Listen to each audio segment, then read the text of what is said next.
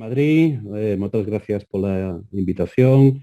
Bueno, eu quero facer unha intervención a través de unha presentación que vou pasar a compartir agora mesmo.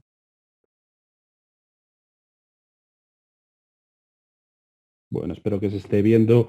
Mi intención es, a través de esta presentación, hablar del tema concreto que nos ha llevado a esta mesa, que es las relaciones entre pymes y teletrabajo y cómo vemos desde nuestro sindicato esta situación.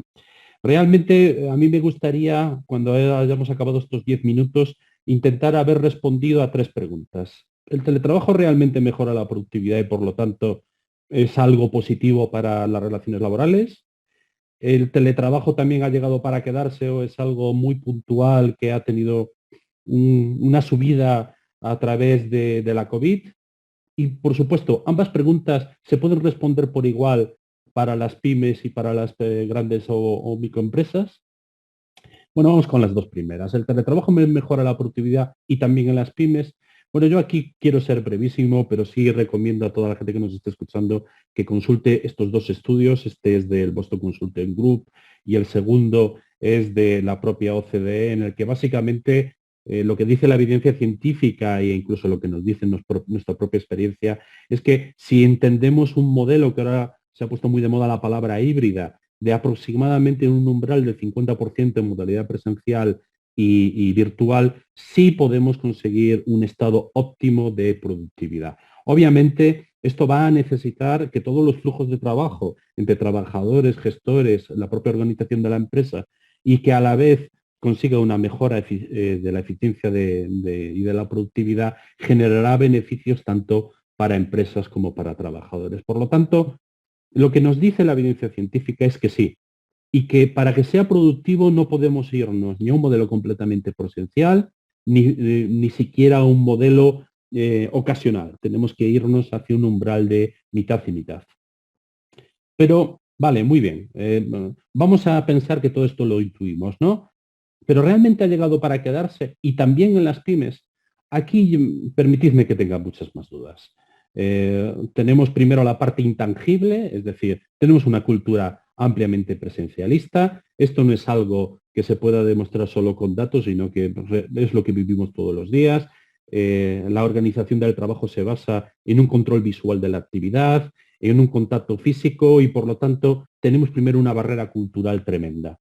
La segunda es, y ya que estamos en unas jornadas de digitalización, pues seguramente vamos a hablar mucho de Big Data, vamos a utilizar los datos. La realidad es que hoy por hoy en Galicia el 88% de las personas trabajadoras nunca han teletrabajado. Por lo tanto, tenemos un amplísimo margen de mejora, pero también un severo obstáculo al respecto. Además, y esto será válido no solo para este dato, sino para prácticamente el 100% de los que vaya a dar a continuación, las cifras de Galicia son sensiblemente inferiores a las nacionales. Además, y para el caso concreto de las pymes entre 10 y 49 empleados, la dotación que se le da a los trabajadores de medios para conectarse a distancia y hacer, por lo tanto, su labor en teletrabajo es muy inferior a la deseable y, sobre todo, y a este es yo creo que el gran gap, solo un 15% de las empresas gallegas están dando formación TIC a sus empleados. Y sin formación TIC, lo siento mucho, pero el teletrabajo es realmente imposible. Y, por supuesto, está el grandísimo gap de las competencias digitales. Hoy por hoy, la mitad de los gallegos solo acreditan unas competencias informáticas básicas o nulas, y con unas básicas es muy difícil trabajar. De hecho, ahí lo veis, más de la mitad de las personas de los gallegos no sabe utilizar un procesador de textos, con lo cual va a ser muy complicado que el teletrabajo haya llegado para quedarse si tenemos todos estos obstáculos. Bueno, entonces, ¿cómo hacemos para que triunfe el teletrabajo en las pymes gallegas? ¿Cómo lo orientamos? Bueno, ha habido mucha gente que a lo largo de la pandemia ha dicho, pues una ley, tenemos que hacer una ley de teletrabajo. Bueno, yo aquí también soy bastante crítico. Una ley puede ser un faro, puede ordenar, puede poner blanco sobre negro todas las normas reguladoras, puede decir qué es teletrabajo y qué no, cómo hay que abonarlo, con todas las dudas y matices legales, y para eso hay muchos abogados laboralistas. Pero no va a ser una impulsora per se ni una dinamizadora del teletrabajo. Efectivamente, aquí tenemos todo esto, no voy a entrar. ya tenemos las características, ya tenemos los derechos, pero ¿esto solo va a valer para que el teletrabajo se instale? Bueno, pues yo siempre muestro esto porque es, creo que la mejor demostración que no. En los países de Europa que tienen más teletrabajo, duplicando, incluso triplicando los índices españoles y gallegos, no tienen leyes nacionales de teletrabajo. ¿Por qué? Porque no las necesitan. Existe una cultura laboral en la cual el teletrabajador se le da una autonomía, se le da una especie de autonomía con responsabilidad, se le manda el trabajo, se espera que esté entregado en un tiempo razonable en base a usos sociales. ¿Y qué pasa? Que no necesitan eso porque lo tienen incluido dentro de sus políticas, las empresas las tienen incluido dentro de sus políticas. Por lo tanto, una ley no es necesaria si está la cultura. Y aquí además quiero poner otro ejemplo que es el ejemplo de Irlanda. ¿Cómo hacemos para que un gobierno, y aquí por ejemplo las administraciones públicas tipo la Xunta de Galicia podría establecer políticas similares, ¿cómo hacemos para que un gobierno pueda impulsarlo de verdad, no solo regulando? Bueno, pues aquí está el ejemplo de Irlanda, ¿no? Irlanda nos manda 3 mensajes que dice, primero voy a hacer una ley, segundo voy a dotar de infraestructuras, en el caso de España el tema de las infraestructuras está bastante bien resuelto, posiblemente Galicia sea de las comunidades autónomas que tenga un gap superior, pero comparándonos con Europa, la fibra rural en Galicia, por ejemplo, es más porosa y está mucho más desplegada que, por ejemplo, en Berlín. Ese es un dato absolutamente objetivo. Y sin embargo, Irlanda lo que dice es, ya, pero tengo una tercera pata, que son las condiciones las competencias digitales de los trabajadores y crear una cultura. ¿Cómo hago para crear esta cultura? Bueno, pues este texto creo que lo representa a la perfección. Van a fomentar el trabajo a distancia a través de políticas, de reuniones permanentes con sindicatos y patronales, identificando buenas prácticas y aquellas prácticas que no funcionan, especialmente en las pymes. Es decir, aquellas pymes que han dotado de teletrabajo y que no ha funcionado, lo colocan en una base de datos, lo hacen público y a la vez aquellas que sí han funcionado. Esto sí es una política de expansión del teletrabajo y dinamizadora. Por lo tanto, al final, nuestros consejos van por, tenemos que cambiar de mentalidad. Y el teletrabajo está siempre unido a una metodología de trabajar objetivos.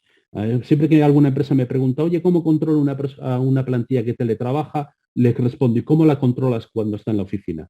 Ah, es que no tenemos objetivos de empresa, es que no nos hemos... Pues entonces tenéis un problema serio de eficiencia y productividad. El segundo, hay que superar el control presencial e ir a un modelo de confianza mutua. Esto es más importante, hacerlo bien que dónde se hace. Y en tercero, vamos a tener que hablar un poco de conciliación, pero ojo, muy acotada, y aquí es la última parte de mi intervención, por eso pongo ahí un tip.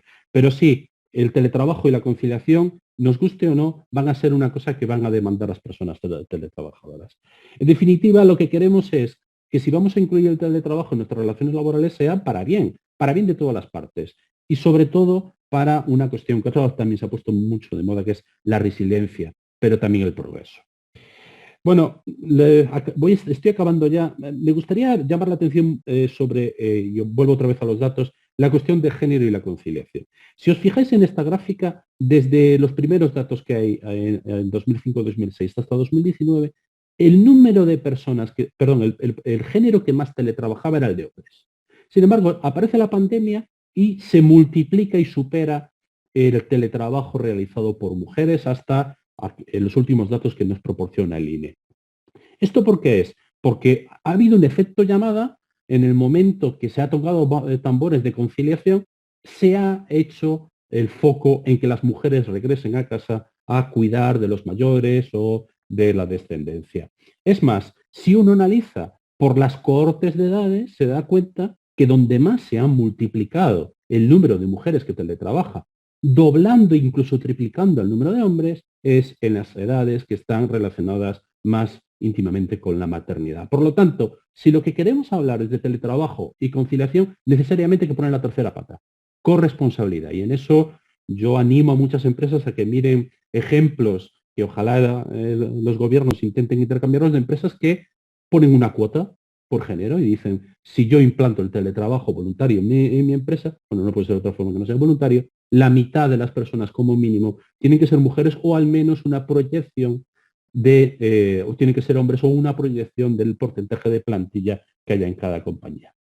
Bueno, Acabo compartiendo estos 3 artículos por si alguien quiere conocer un poco más la visión que tenemos, tanto el sindicato como yo particularmente, sobre el teletrabajo. Curiosamente, alguno de ellos fue muy premonitorio. ¿Por qué fracasaba el teletrabajo en España en febrero de 2020, un mes antes de que la pandemia nos sacudiese, y la evolución que ha tenido a lo largo de este tiempo?